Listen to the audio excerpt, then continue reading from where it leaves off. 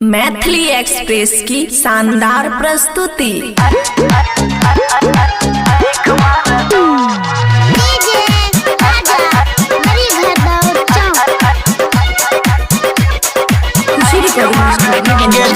DJ पर नाचैल अइलही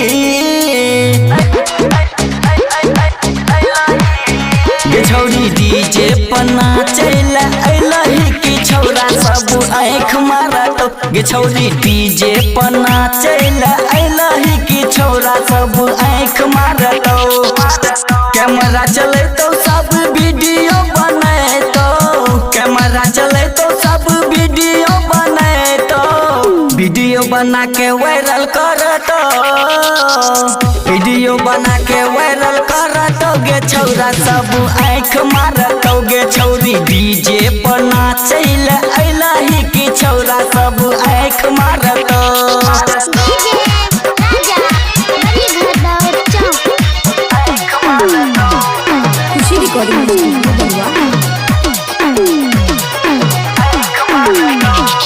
DJ बजबैला छोरी रम कहै छै डीजे बजबैला छोरी रम कहै छै देखो हो नाच ले बम कहै छै बाली छोरी तोहर छौ उमरिया सरक जाय तो पतल कमरिया ये छोरिया एलो मूड बना के सब छौरा ए डांस करतो गई डांस करतो गे छौरी सज धज के नाचैल अइलही कि छौरा सब लाइन मारतो गे छौरी डीजे पर नाचैल अइलही कि छौरा सब आँख मारतो।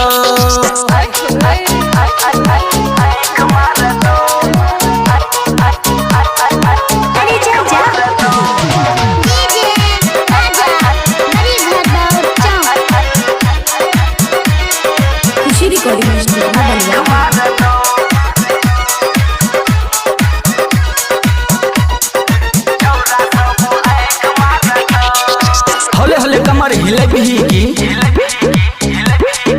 होले होले कमर हिले भी छोरा सब मार करबे भी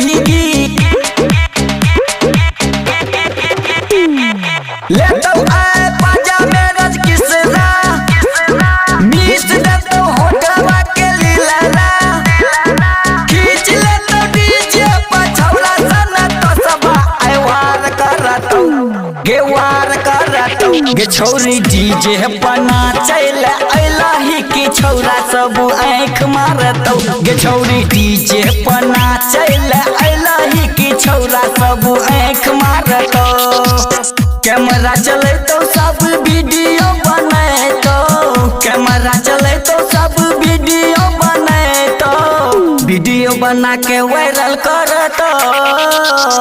वीडियो बना के वायरल करतो गे छौरा सब आँख मारतो गे छौरी डीजे पर नाचैल अइलही कि छौरा सब आँख मारतो। Recording by Khushi recording studio Baluaha.